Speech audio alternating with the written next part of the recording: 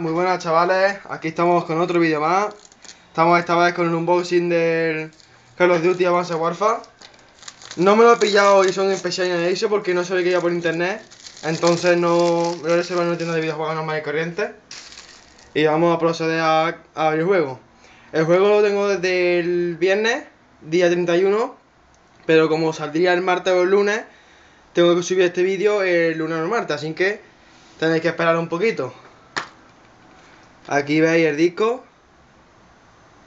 Y aquí, ¿qué es lo que trae? Trae el Season... ¿Cómo? No, no es el Season, no es el Season. No. Trae como, yo que sé, con... Es no sé, información. con un código o algo, una información y el manual. Ahí hay un código. Cuidado con el código. Y ya está, chavales.